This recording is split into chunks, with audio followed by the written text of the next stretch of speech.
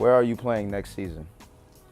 Well, if you don't know by now, I signed to play in Russia with Nizhny Novgorod. It was a team we faced last year in Sonok in the FIBA Europe Cup, and they kind of just really made me an offer I couldn't really refuse. I mean, nothing against Sonok, but I just think the best option for me as a player to grow as a player was to sign with them. So I'm really looking forward to that in a few months. What is the most difficult part about living away from home? Other than being away from my family and friends, I would probably say the most difficult part or the most challenging part would be just kind of getting over the language barrier. When you go out to eat at certain places, or if you go shopping for food or whatever, the language barrier can kind of get in the way at first. But once you're kind of settled in after a month or two, you kind of know where everything is. You kind of know where the grocery stores are and all that. So I would say that's probably the most difficult part, other than being away from my family.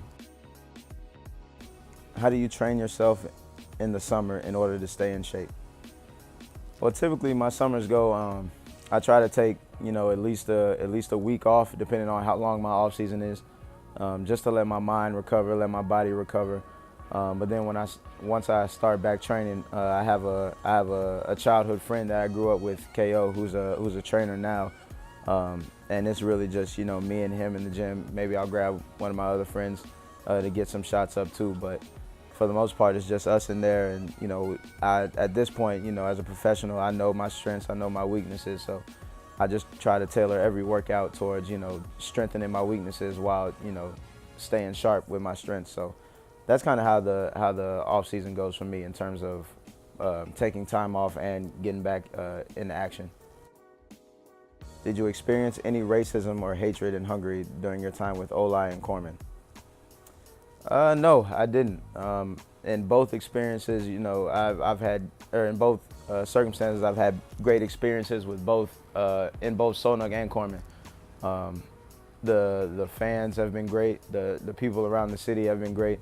And even, traveling to different cities. I mean, I play on opposing teams in certain situations, so I know, an opposing team's crowd is going to be hectic. But in terms of racism and hatred, I've never felt anything, of that sort in my time in Hungary. So I'm very grateful for that.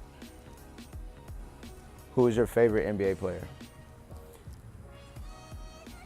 Of all time, my favorite current NBA player is probably Allen Iverson. He's the reason I wear number 3, him and Dwayne Wade. So I guess currently my favorite NBA player would be Dwayne Wade, but in terms of guys that I watch, the list is a mile long. I watch Russell Westbrook, Kyrie Irving, Damian Lillard, just a lot of the premier point guards in the league, and try to, model my game after theirs, see what I can take from them.